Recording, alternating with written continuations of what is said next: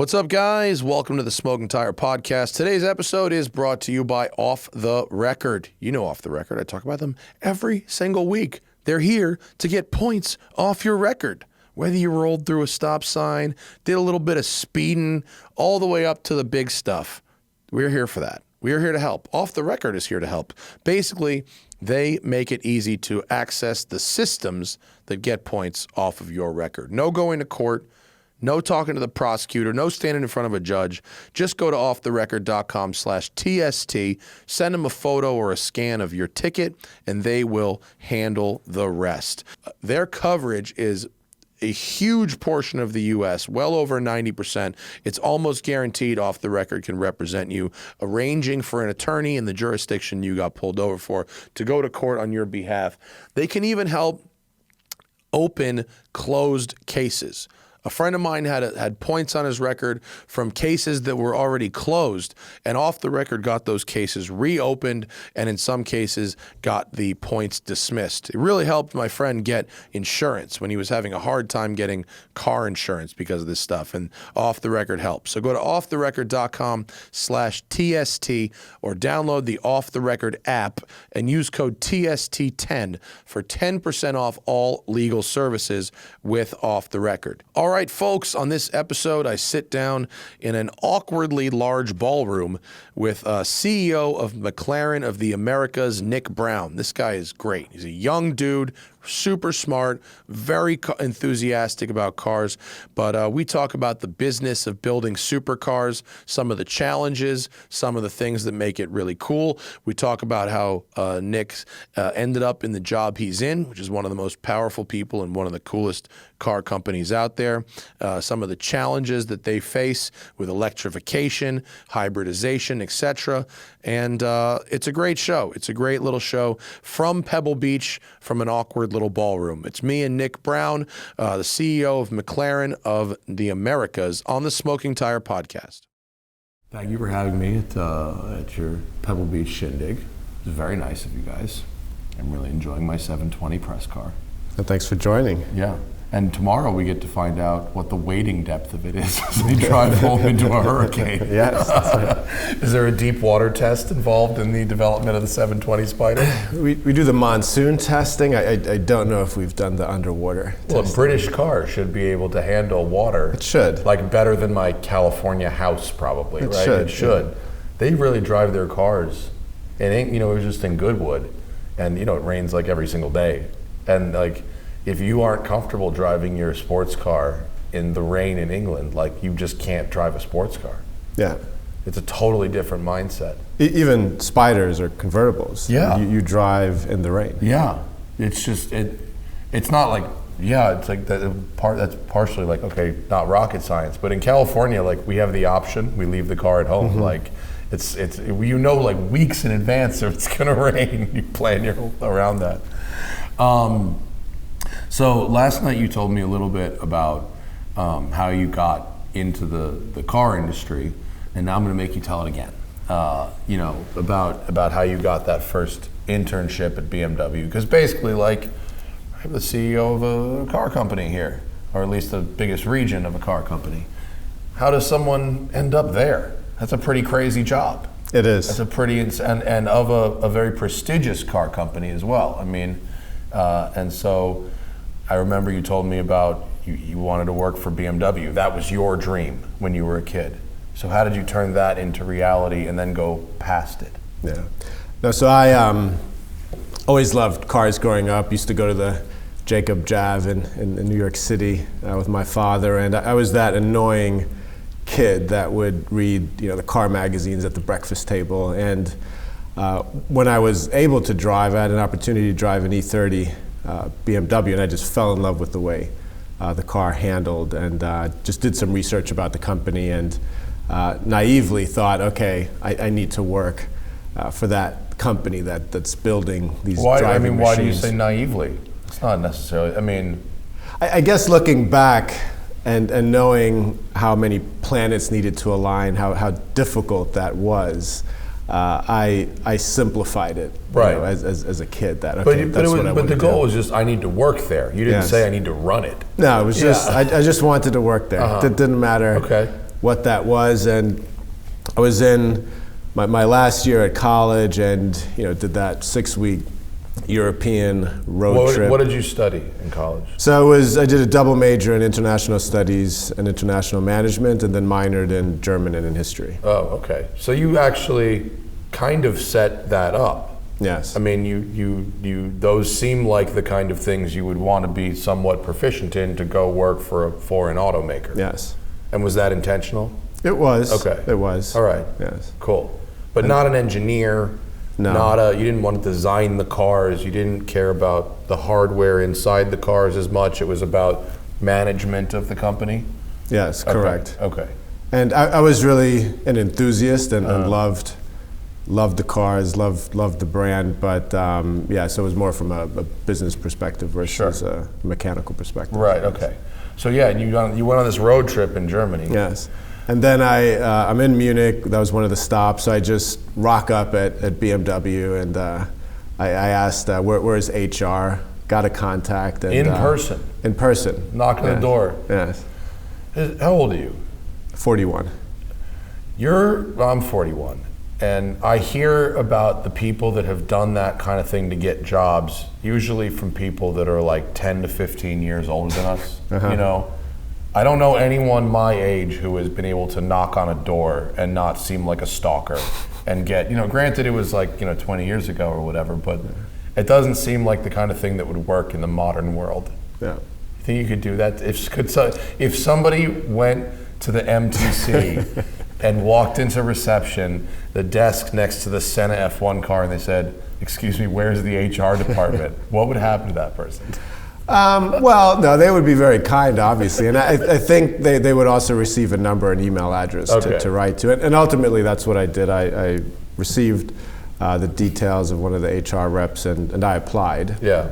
And then I came back and randomly received an email inviting me to apply to an internship, and I had two choices, either in person or over the phone. And at the time, my German was very rusty, so I thought, okay, if I do a telephone interview, there's no way that this is going to work out. So I let them know that I'll do it in person, but somehow that didn't translate, or they didn't realize that. So at the time of the interview, I show up in person, and first they're surprised that I'm there in person, and the first thing they said was, "Oh, well, we can't compensate you for this trip." And I just thought, no, I'm not. That's fine. I'm not asking you to compensate me. And so I had the interview, and they said, we'll reach out in 2 weeks. And that evening they called me and they said, "Look, we have an idea.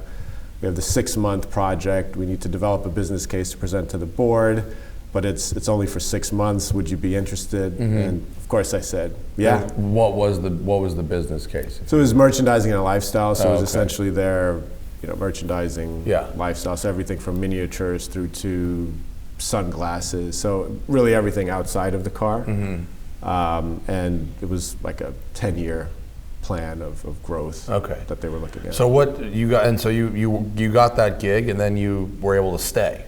Yeah. So within a few weeks, I graduated, and really 2 weeks later, I'm in Munich. And then I was fortunate in that while I was there, a position opened up, and then I was able to transition into the company. What was that? What was that position? So it was project management of all of those products. But the interesting thing there was they were looking at those products the same way they looked at the cars. So whether it was a BMW bicycle, it had to go through the same development process as the cars. So were you like, okay, it did not actually take me very long to get a job at BMW, but I'm overseeing sunglasses. And you're like, something has gone wrong, but something else has gone right. And how do I steer this back to the cars? Yes, and that was also a lot of it being in the right place at the right time. So the foundation that I learned there was product and project management, albeit not for cars, and the financial side hustle at Sunglass Hut. Exactly. And then all of a sudden this opportunity came up, and I thought I would stay in Munich forever, right? But this opportunity came up to go to Rolls-Royce. And as you know, BMW acquired the rights. Right. This to was Rolls-Royce. 04, 03, 03 when it really launched, but when BMW acquired the rights, and that's a really interesting story into itself. They didn't have a workforce, they didn't have a car, they didn't have a factory, so all of that was built up. So we always joked at the time that Rolls was a 100-year-old startup company. Yeah. So this opportunity came up, and before I knew it, 5 weeks later, I was in Goodwood, looking after the Americas market from a headquarter perspective. So looking at sales planning, You're like production 23? planning. Yes. Wow. That's like pretty high level for a 23-year-old. Looking back on it, you're like, why did I have this job at 23? Yeah, it was crazy. It was Like I was like, nobody would have given me any level of any responsibility at 23 years old. Like nothing. Like I shouldn't, nor should they have. And you're like managing like the hoity-toityest brand in car history, for some of the most ridiculously demanding customers. Yes. Very funny. And you were there for a while. Yeah, so I was there for a few years, loved it, and then built up a really good relationship with the US team. So after just over 2 years, then relocated to Rolls-Royce Motor Cars North America as heading up sales operations for the market. Okay. And then eventually transitioned into a general manager role looking after the Eastern region within the US. Okay.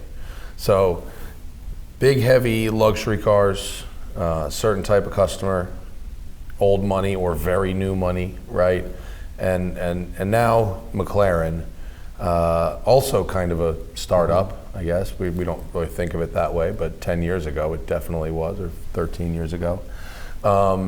What did you see in that brand that made it appealing to go work there? Yes. So was with the group, BMW Group, for 17 years, and then I was speaking with McLaren for quite some time, but ultimately, because it was a very difficult decision to leave the BMW Group, but ultimately it was driven by three main things. So number one, I did have an opportunity to connect with a lot of the people that worked at McLaren, and just to feel their passion and excitement around the brand. And that's not to say that that doesn't exist elsewhere in automotive, but that was a driving force. Then, of course, the products. And going back to why I fell in love with automotive and BMW in the first place was the driving element. Mm-hmm. And the fact that that's just the core competence of McLaren, and how the vehicles are designed. Right. And, you've heard this. We're really the only manufacturer that is a race team that's building road cars. And then the third element was really the fact that McLaren is incredibly entrepreneurial. And once a company reaches a certain size, inevitably it's more difficult to be agile. Right. And McLaren is very, very entrepreneurial and very agile as a business that's laser focused on building hypercars and supercars. Was it driving one? Like literally, was it driving a McLaren? You went, oh, this is the thing I want to be a part of, or was it seeing the factory, yes, or talking to engineers, or what? It's speaking with engineers, going to the factory. I didn't have the opportunity to actually drive a McLaren until I joined. Oh, really? But really understanding where the brand was, and of course, immersing myself in what enthusiasts and what the experts were saying about the car. You like racing? I wish I could do it more. Yeah. So I love spending time on the track, but by no means. I meant more as a fan of Formula One or anything like that. Yeah. But so certainly, I'll get to your driving resume. No, so I've always been a big Formula One fan through the 90s. Okay. Yes. Cool. So the interesting thing to me about McLaren is that you are in a very unique position now, where you're really the last car company not building anything but sports cars. I mean, you've got you've got like Caterham and stuff like that, but Yes. but in terms of a company that builds thousands of cars a year globally, you're it. everyone, Lotus and Aston Martin and Ferrari, Bentley and Lamborghini, they've all got a crossover. They're blending these genres of cars and, you know, working their way towards an egg. And yet here you guys are, and all the cars are carbon tub. They're all supercars. There's no regular cars or crossovers. How long can you sustain that? Yes. Now we're fortunate with our shareholders that are fully committed to the vision of the company. And the great thing is also the customer base that we have, which is very focused on performance driving, on the love of driving, whether that's on track or during a rally like the one that you joined us on. Now, in terms of when we look to the future, the core element that we'll always need to embrace as a brand is that anything we do in the future has to be true to the brand. And you mentioned some of those things, like the carbon tub, the laser focus on driving and drivability. But we also need to understand that we do need to listen to customers and see what options are out there. And I mean, are there customers who are saying, you know, I'd love to get a McLaren crossover daily. I'd love to see your take on this other genre of car. There are many desires and wishes out there, and that's the great thing. We're fortunate that we can have those direct conversations with customers, and we're able to get feedback from them in terms of what their vision is for the brand. I don't personally like. I don't blame the companies that do that, and most of the very high performance crossovers that I drive are objectively good vehicles. You know, it's like you drive an Urus, and it's not that it's the Lamborghini I expected, but it's very fast, it's very comfortable, it has design elements that it shares, but it seems to me that in a lot of cases, like platform sharing allows that kind of stuff. And you guys don't have that. You share a tub sort of across some model lines sometimes, but it's not like you can work off of the X5 or something. So it would be interesting to see your take on it if there was such a thing as a carbon tub crossover or whatever. But in terms of just your personal preference, would you given free reign? Would you say, no, we should really keep this sort of a pure thing? Definitely keeping it a pure thing. However, as a brand, as we look to the future, we need to be open to at least look at various options. Now that's one option, but there are a lot of other options as well, right? But that's not to say that we will go into that direction or not. I think we just need to be realistic and say, okay, we will investigate different concepts, different formats, but ultimately, whether or not we choose to go into that direction, that's a different story. How is the government and media ecosystem push towards electrification driving your future product line? I mean, I have very little interest in an electric McLaren. I like the Artura. I think it's a smart use of a hybrid system, and it manages to still feel very, very good, and I get why that thing exists. But like, do you have any interest in an electric McLaren? So you bring up a great point with the Artura, and you can look back to P1 as well. And for us, it was very important to say, yes, we're coming out with a high performance hybrid vehicle, but it's not simply for the sake of having a hybrid. It needs to make sense, and it needs to fit to the core of the brand, where everything we do, it's really about enhancing performance. And Artura is a great example of that, where yes, it is great. I use it all the time when don't want to wake up my neighbors. So I use it at 100. The EV mode, use it 100 yards at a time, pretty much. Yes. Yeah. It can go into go home without waking everyone up, but at the same time you have that instant torque fill, which is great. So for us, as we look to the future, of course we need to be mindful of government regulations. We have to be aware of perception, but at the same time, if and when we introduce things, it needs to be the right time, right? And we also have not given up on looking at other alternatives as well. We were just at the Quail yesterday, and I counted, I think, 6 EV hypercars that are knocking on the door of 2,000 horsepower, silent, and I bet you, because I've driven a couple of them, that they all are pretty much the same, but when I get in a McLaren, any McLaren, and I start it, it immediately has a certain feel. Now it could be because you have familial engines that vibrate a certain way and rev a certain way, but what can a company like yours do to maintain the character of that car without the character of that engine? That's got to be a real problem. Yes. So right now, and that's also why you currently don't have an EV McLaren, is that, as you know, for us, lightweight engineering is key. Yeah. And if you look at Artura, we went through significant investments to make sure that the vehicle, yes, it's a hybrid, but it's also a light. Yeah, it's 3,300 pounds and change. Exactly. It's very light. Yes. So within that segment, it's the lightest vehicle by far. But in general, battery technology is not at that level to produce a supercar, a hypercar, the way we envision it. Mm-hmm.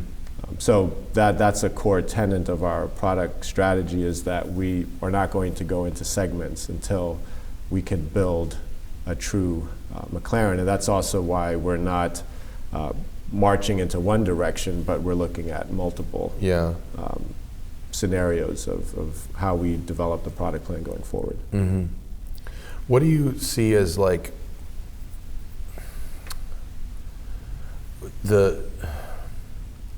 do you think a company like yours would ever seek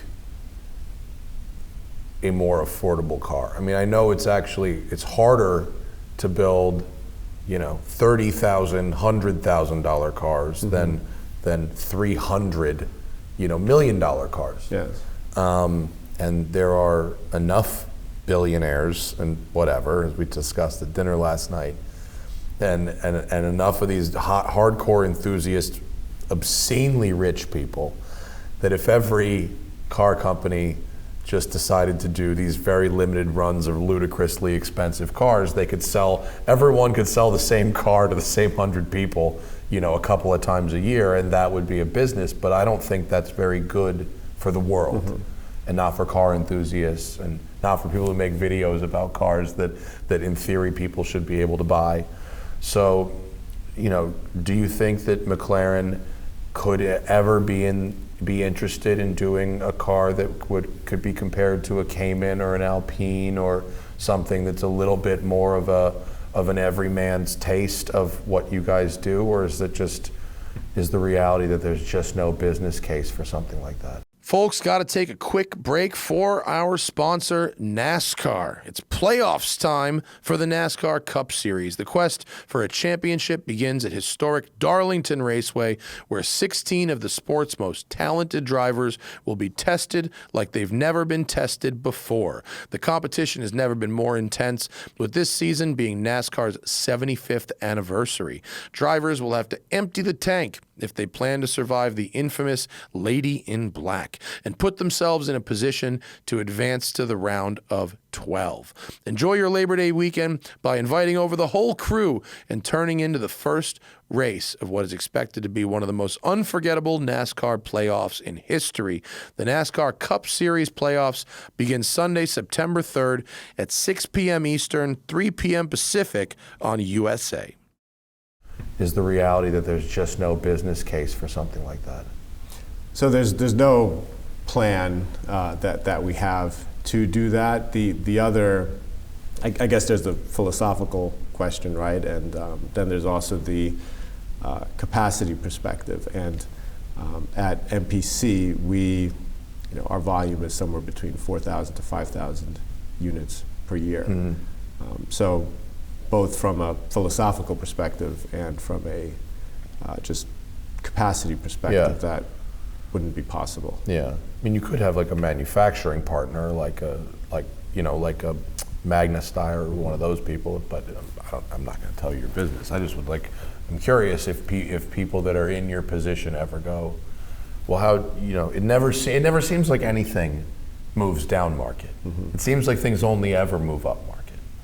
And so I'm just looking at the landscape of there being fewer and fewer affordable and reasonably affordable cars every year to choose from. And people, the people who watch my videos and send me emails are getting visibly frustrated with that.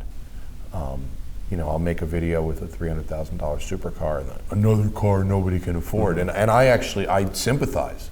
I want to go drive the car. I'm conflicted. I want some seat time to see what it's about. And I do want the people who might be interested in buying it to know what I think about it. But I understand the frustrations of people because that market is shrinking. Yes. And it would be cool if someone who is, building higher end and very lightweight cars felt the urge to step in and serve them something. Where do you see that sweet spot from a well, in terms of like what my audience is looking for, is like 75 to 100 grand, sub 3,000 pounds, or in that area, 400, 500 horsepower, engaging to drive. That would really be a Cayman GT4 competitor, or a Lotus Emira competitor would be kind of like what I'm talking about there. Yes. But I guess it's not happening. I would say, I think larger brands that have higher volumes, they can, have different segments that they address. Yeah. If you look at any, I'll call it boutique or smaller, especially independent manufacturer, it does come down to economies of scale. Right. At some stage, and especially if you're, as a brand, always striving to produce the pinnacle track machine or pinnacle hypercar, supercar, then that's just something that can't be achieved under a certain threshold. Start factoring in Yes. a real cost thing, and Yes. it's like, well, that makes it less good. At this Yes. point. So what do you what I would say is that if you mentioned that kind of, I'll call it $125,000, $150,000 segment, what we do of course offer is our certified pre-owned program, which has been quite successful, and that is genuinely a great entry point into the brand, and it's something that we take very seriously. And from a value proposition, you can find some really cool McLaren products out there. Sure. What was I just going to ask? When you're building cars that really are, cutting edge technology stuff, and they are. The performance is amazing. The materials science, the stuff you guys do with glass. The buttresses on the 720 Spider I'm driving, or the doors in the Senna, and when I go to these launches and I hear when I talk to the engineers and they go, well, someone then said, well, why don't we make the buttresses out of glass? And then they said, well, you can't do that. Why can't you? And that ends up being a feature. But when you're on that cutting edge, reliability can be an issue. And in McLaren's past, they have a reputation for gremlins. And, it's a new car company, especially in the beginning with the 12Cs and stuff, and they sort of shot the moon on certain things that didn't really work out, like the swipey door handles, which apparently have some sort of collectible value. The swipey door handles one. We'll see if that holds up for 50 years. But, what do you see as the real, now that you've proven you can make a car that goes really fast, how do you then, let's make a car that really works. Yeah. How do you see that as like a solvable problem? So I'll come back to if you think about what the brand has achieved in, let's call it 11 years. I mean, obviously the history goes back 60 years, but it's automotive. I mean, it's incredible. Look at 12C, then P1, and everything which has come since then. And as I highlighted earlier, one of the reasons why I joined was a race car building road cars. And of course, as a racing team, it's constant innovation. It's moving very, very quickly. But as we are now transitioning into this second decade as automotive, and this is also why Michael Leiters, our new CEO, is inspiring so much confidence. And with his background as an engineer and the brands that he previously worked with, quality is the number one focus. So the comforting thing is that this is recognized throughout the entire organization. And it's not just saying this and as words. We are taking these actions. And well, you guys bought back a bunch of Arturas and had to fix them. We paused because we were not happy with where some of the quality was. Again, we're taking it very seriously, and we're looking forward to ramping up production again next month. Is that is it dealing with traditional suppliers in the way that other OEMs are, or is it hard because you guys you make your own stuff? Is it just like little stupid things? I mean, why does it seem to go wrong at that level? Is it just a volume thing or handmade thing? Like, I don't know. I legitimately don't know. Now, if we look at Artura, that really everything on that vehicle is brand new. It's I think Roger always calls it our moonshot. And that's really what it boils down to. So much new innovation.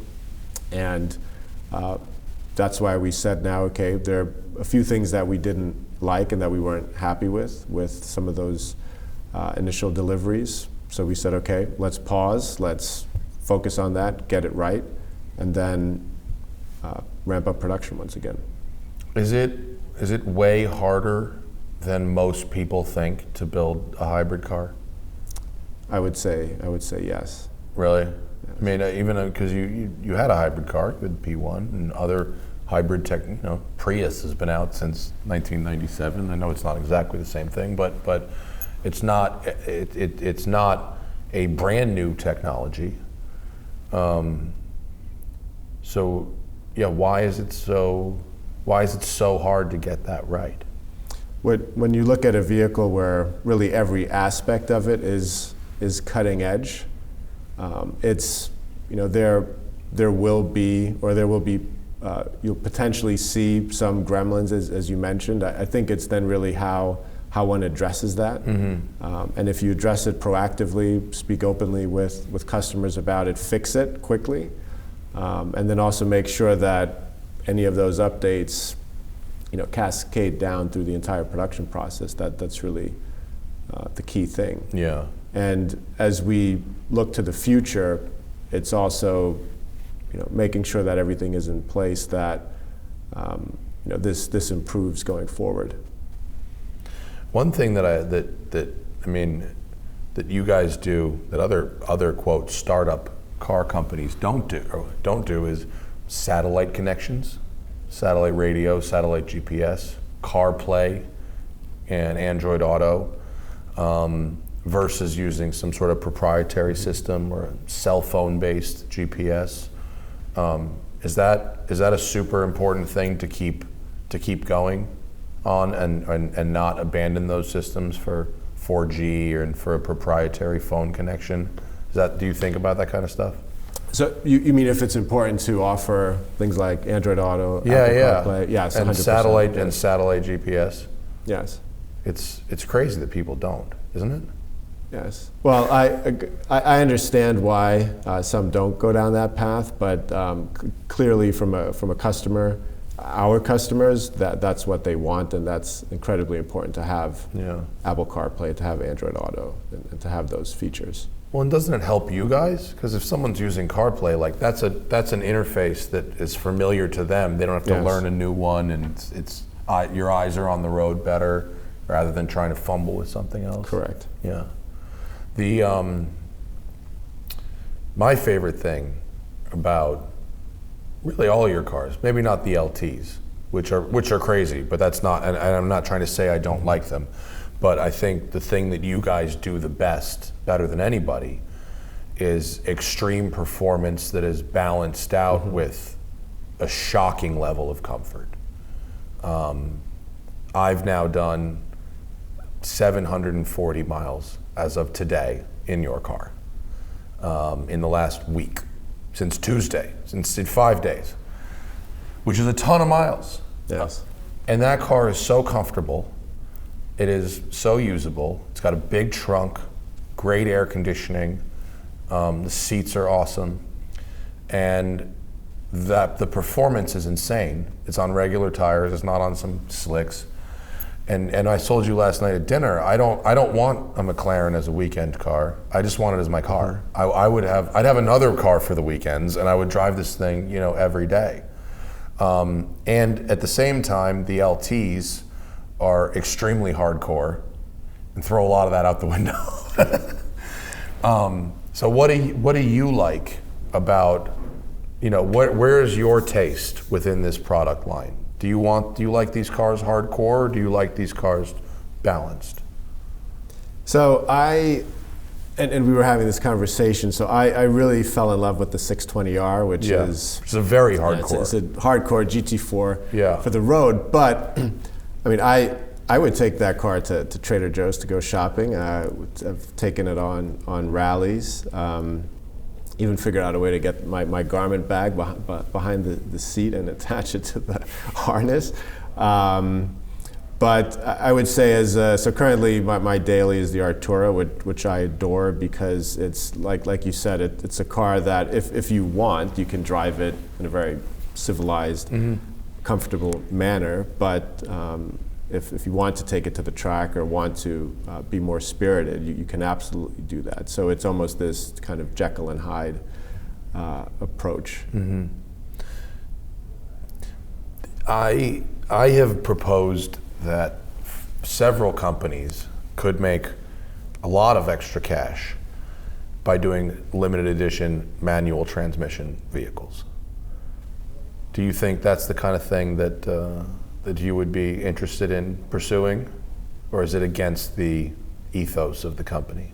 That's a great question. So if you're asking me as, or personally, so I love manual transmission cars.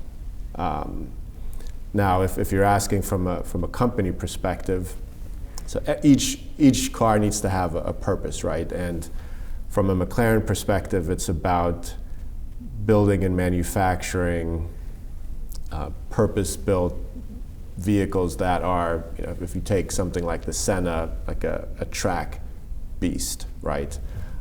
Where you're looking for lap times, and at the end of the day, the transmissions that we have allow us to reach. But then you've got the Elva, goals.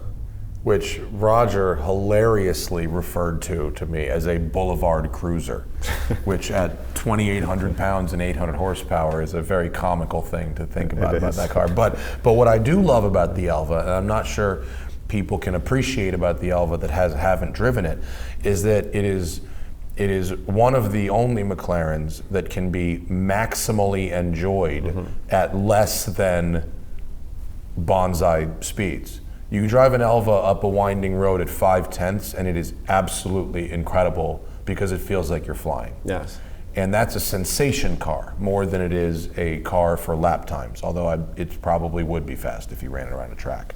So if McLaren, instead of saying, well, we want to build a lap time car, we want to build an engagement car that is maximally engaging under all conditions, right? That could be a focus. What do you think, or not to turn the question around on you, but I think it would be cool. Do you I think feel it'd be awesome. that there's space in the 100%. Gordon Murray's selling T50s with a stick for $2 million.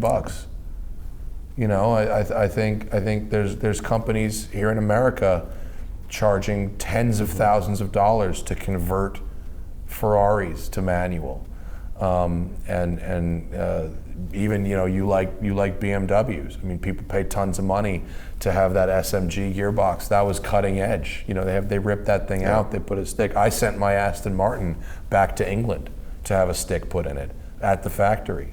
So I mean, I think that it is a small but very enthusiastic customer base, and I think that if there was a limited run of manual transmission McLarens, and they just said, who cares what the lap time is? This is fun. I think you'd sell them, and I think you could make a lot of money doing it. I mean, I don't know how the rest of the board of directors, feels about that, but like, I would certainly like it. And it's a car that, manuals, as you well know, are pretty immune to aging. There's a permanence to it. Yes, that's true. Like the first gen PDK versus this, or the 12C gearbox versus what's in a 765. Time marches on, and that stuff ages like a computer. But a stick is always this. It's permanent. It's kind of nice. There is some history. Sure. M6 GT. Yeah. If you wanted to go Can-Am vibes, there's a way to do that. Did you see the thing that Lotus did at the Quail yesterday? I did not get a chance to. Lotus, apparently there's some Colin Chapman drawings of a Lotus Can-Am car that never got built.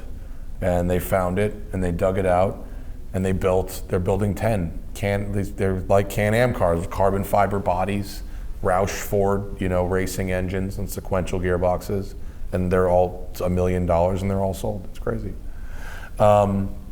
So, how much faster can we make cars? I mean, at a certain point, we're out of talent, right? You've got this soulless thing now, which is a McLaren, but it's also not. It's a McLaren. It's a McLaren? It's a McLaren, yes. It's a track only. Right. McLaren. Right. And so are the people who can afford these things good enough drivers to have them? I said this to Aston Martin about the Valkyrie. I think it's dumb because nobody who can afford it can actually drive it. It's a great point you bring up in terms of when you look at speed, when you look at horsepower, and it's definitely our philosophy that we don't want to get into this endless horsepower race, because really at the end of the day, it's about how you feel driving the car. Mm-hmm. Our customers want that visceral, engaging experience, the one that puts that smile on your face that you just can't wipe off. So that's really the core. So for us, looking ahead to the future, it's how do we continue building these visceral machines. One clear component of that will continue to be lightweight engineering, but we're definitely looking at other options as well. Yeah, like you already make cars that are disturbingly fast. I mean, I think I've done 700 miles in this 720 this week. I think I've hit the floorboard twice, and it's just so fast. And it's at a certain point, it's you just can't go any faster. So I just wonder where it ends. And it's not that I don't like going fast. I like going fast. But at a certain point, we've got cars. I think there was 3 or 4 cars at the Quail yesterday that do 0 to 60 in the ones. Mm-hmm. Okay, we're running out of numbers to do 0 to 60. It's like it seems. Which would have seemed unthinkable. It seems trite. I know it's dumb. People were talking about when the Dodge Viper did it 0 to 60 in 4.1, like it was tearing your face off. It's like charmingly silly now, but 1 is awfully close to 0. It is. So what are we doing here? Is it our fault? Is it the media's fault for putting it on the cover when it hits a new number? And we should stop doing that? No, no, it's not. It's not your fault. I mean, ultimately, that's what excites everyone, right? It's and it's fun and it's fascinating, breaking, records and things like that. But and that's why it's really going to become more about, and it is today, but even more about feeling how you feel, the engagement, and there's still a lot that can be done there moving forward. Different technologies, how we navigate the new normal, how we navigate government regulations and things like that. Mm-hmm. How important is it that your cars are two-wheel drive? It's very important. Ultimately, it's all about feeling, and one of the things I love about the brand is the fact that we've stuck with hydraulic steering. Mm-hmm. It is the best. Because from my perspective, you can't. And look, others have done a really good job. Others haven't, but nothing can replace that direct connection between. It's not just that it's hydraulic. It's the programming of it. The ratios are really good. The steering wheel is round. Can you believe people think that there's something better than a circle for something that spins around and around? It's crazy, right? That's just not good at all. Well, what do you think we the media, we the enthusiasts, we the customers, what don't we understand, or what do we misunderstand about what you guys do? What do we give you shit about that is undeserved? We're an organization that thrives off of direct feedback. So I wouldn't say that there's anything that's been unfair. I mean, you've brought up some of the gremlins of the past, and there's nothing wrong with direct feedback. We need it to improve. At the end of the day, we're one of the reasons why we've been as successful as we have been is because we are agile and can respond quickly without really any bureaucracy in terms of customer feedback or media feedback. So I don't think there's any real confusion about where McLaren sits. Mm-hmm. Do you feel that there are elements that may have been unfair or things that are misunderstood? Well, I mean, do I? Not really. I mean, I've had people say to me, you say, because I love the 720. Openly and unashamedly, I've driven 5 or 6 different ones, and I love them. Done track days and road trips and all kinds of stuff in them, and I just think they're the best.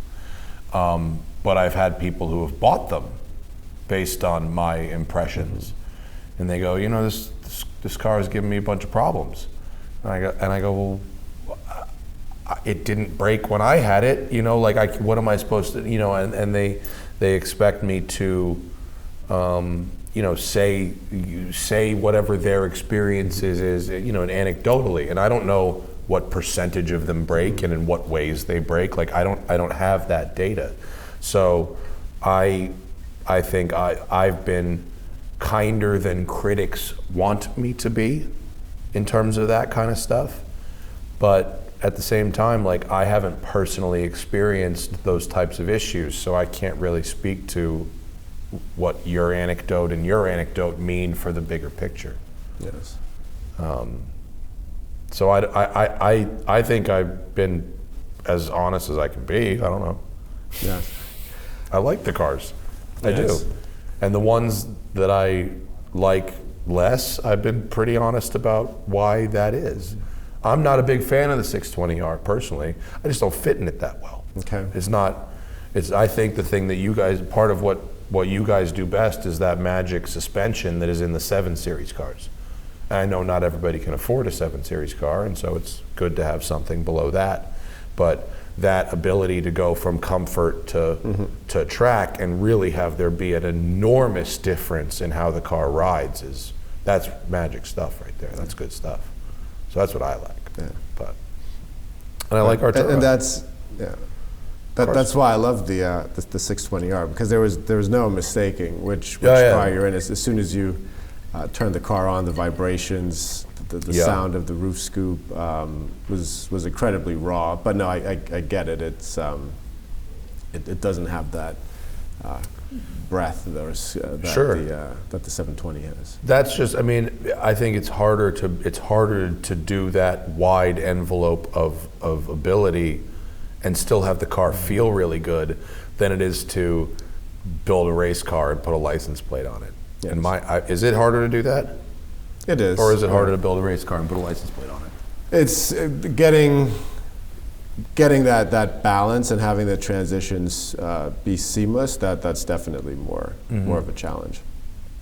I'll touch on the quality aspect. I mean, part of this rapid progression over the last 11 years is that sometimes the organization maybe hasn't kept up, and we take that very seriously. So one example is that over the last 2 years, we've also scaled the business. Now, speaking specifically about here in the US and in the Americas, where we've increased the team here by 50%, and that's largely in the technical service and after-sales space. Because at the end of the day, any mechanical machine has the potential of having an issue. And this goes back to the key thing is really how quickly do you address that. So we've brought in more technicians, more mechanics. We've beefed up client services and beefed up the regional after-sales teams to be able to support the network, but ultimately customers should anything happen, just to give them that peace of mind. How do you guys feel, and I mean, I understand if you can't or don't want to answer, but how do you guys feel about the aftermarket for these cars? Ferrari, for instance, will sue you, if you change your car, and Ferrari clients don't typically modify their cars. It's not something they do, whereas Porsche clients, Ford clients, and McLaren clients are much more comfortable modifying their cars. Do you guys talk about that kind of stuff? What is your relationship and back and forth like with the aftermarket? Yes. So we do speak about it, and it is challenging, and the challenge is really if you look at a McLaren at the level of which it is built as an incredibly technical, sophisticated, innovative car, when a third party comes in, and not taking away from them, brilliant minds there and incredibly professional, but still, it's a third party that's coming in, modifying the car. Our biggest concern with that is safety, because these vehicles have been rigorously tested, heat testing, cold weather testing, countless laps on track, just to make sure that everything is perfect. And that's why warranties do get voided if changes are done. But I do have sympathy for someone wanting to customize their vehicle and push it even further. To that, I would say we do have opportunities in-house, like with our MSO program, but that's a different conversation. But it is a tough one. It is a tough one. Yeah, it's tough because it drives enthusiasm for the brand, and you don't want someone to buy someone else's car when they could have bought your car. But the cars are engineered at a level where there's not much left on the table. Yes. Compared to a Mustang or a 911 or something. And the challenge is getting the vehicle modified. The main problem is that we're not aware of what's happening, right? We don't know exactly what's doing. They're not affiliated with McLaren. Right. So the worst case is that something happens that's just not safe or hasn't been calibrated properly. So, but that's not really a McLaren issue per se. That's really across the industry. Sure, and that's It's not remotely unique to you guys. It's just that you guys, your tolerances are slimmer than other people's because you're already starting at a very high level. Yes. Yeah. You ever drive one in the snow? I have. Is it awesome? It's incredible. It's honestly it's one of the best experiences I've ever had. I was fortunate enough to go to Finland this past February on this massive lake that had like different courses set up, and it's just pure ice and snow. Yeah. Studs on tires? Yeah. Yeah. Have you done that? Yeah. Yeah. It's rad. That's a blast. It's really fun. Yeah. And a car with good on-road dynamics should also have good loose surface dynamics. It's phenomenal. Yeah. It takes you a second to kind of get used to the concept of losing control in a controlled way. But, it's what cool. would you say your level of track driving experience is? Not enough. Not enough. No, I love being on track, but I need to pry myself out of meetings and from behind the laptop. Do they let you drive? They let you drive the prototypes and stuff to give your feedback? Yes. Do you have to get someone's permission to do it? Well, when you join, you go through a series of licenses, some McLaren internal licenses, and that then, dictates, if you will, what and how you can drive the cars. So what level are you? So no, I can go on track, okay. But I would say that in terms of actual like chassis development, there are experts for that. I'm definitely not the expert. Really, I know some of the engineers, they get real nervous when the suits drive the cars. Yes. And sometimes they like straight up don't let them. Yes. But you're okay, you can get in the cars.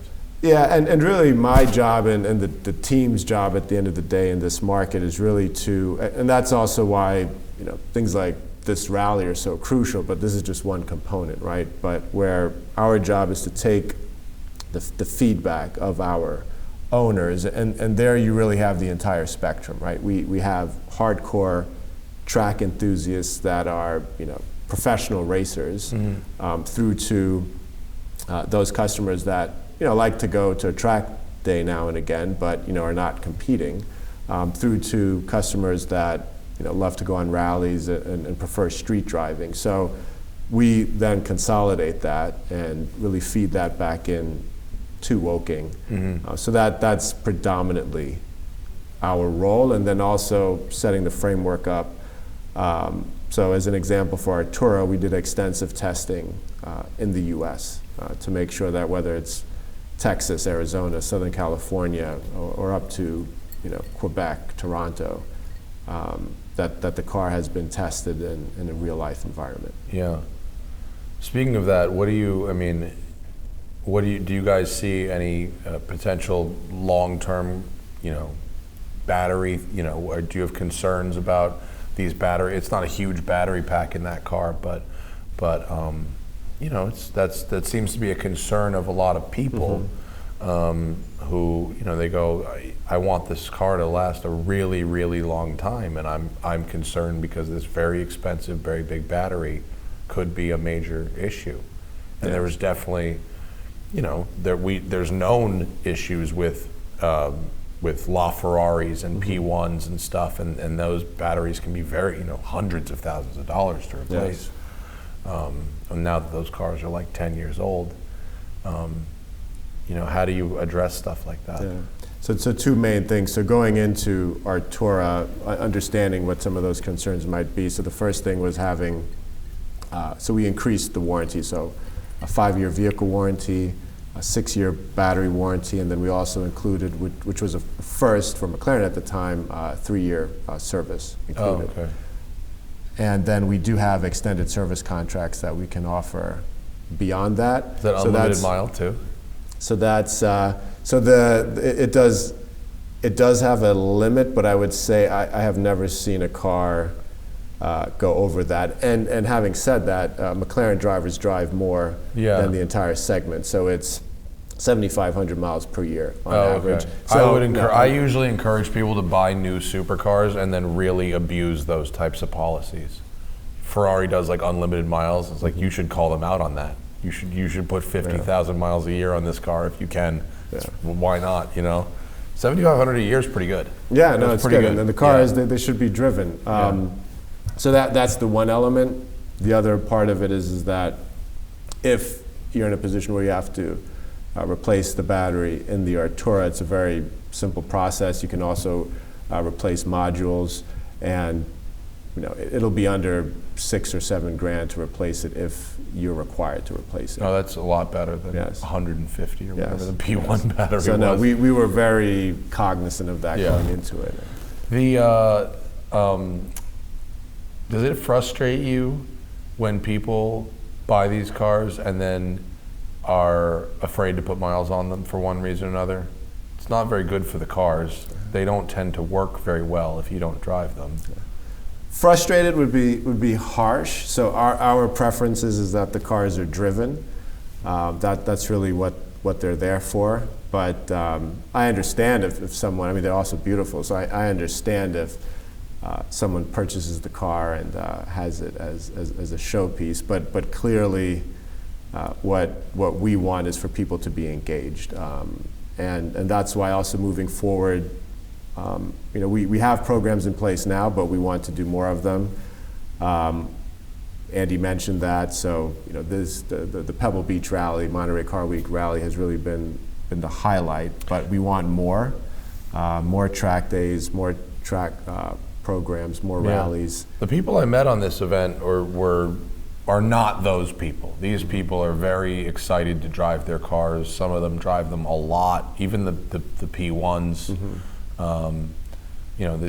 Some guys drove from Texas. There was people that did a whole pre-rally before this rally. So it's definitely, and in my experience, I have a car storage business, so I know what cars go in and out and what cars sit.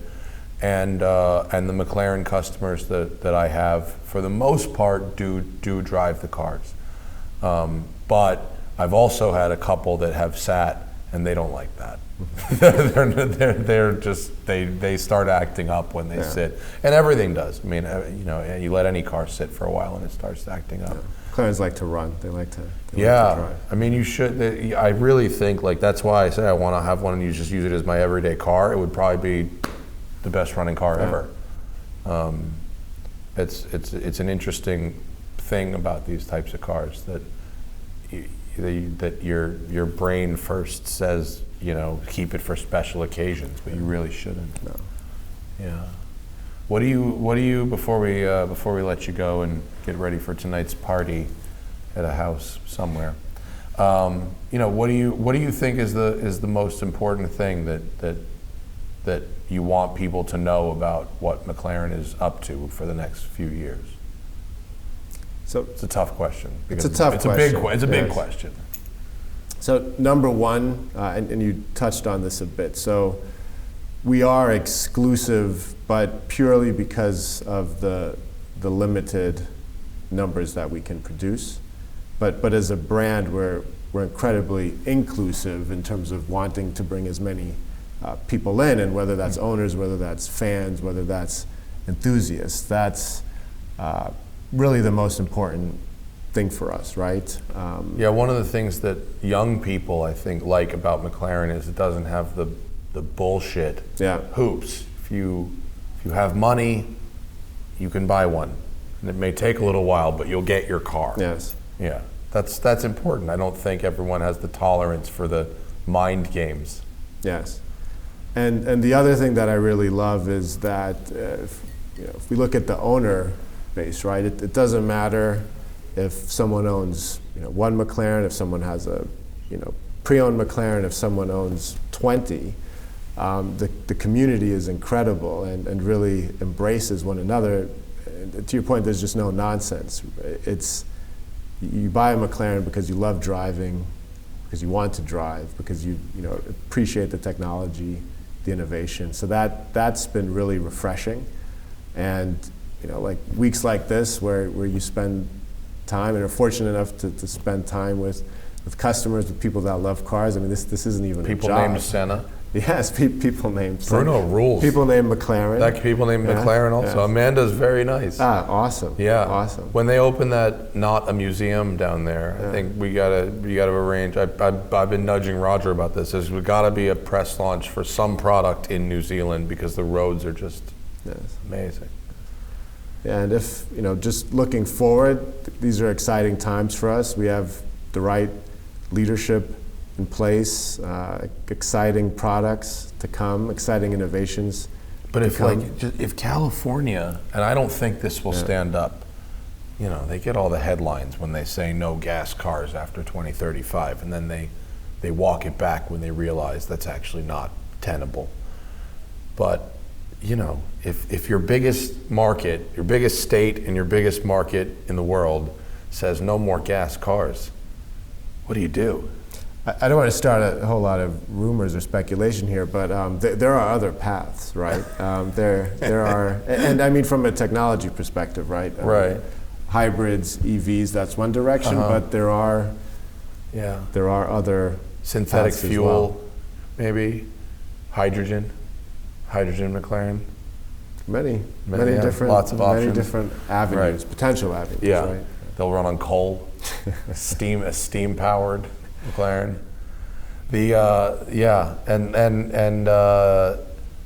Let's leave with just one. We'll build your cred.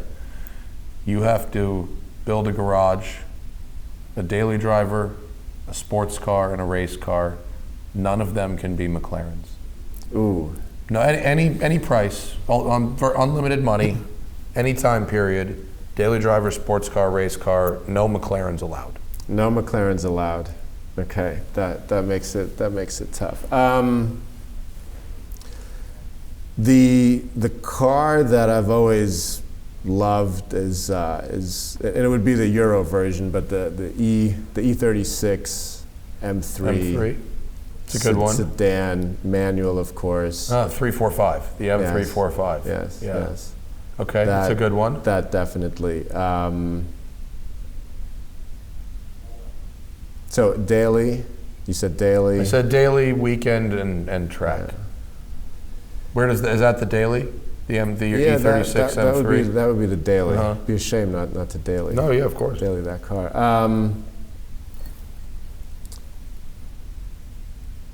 One of the last probably 97 air-cooled 911s. Okay, 993. Yeah.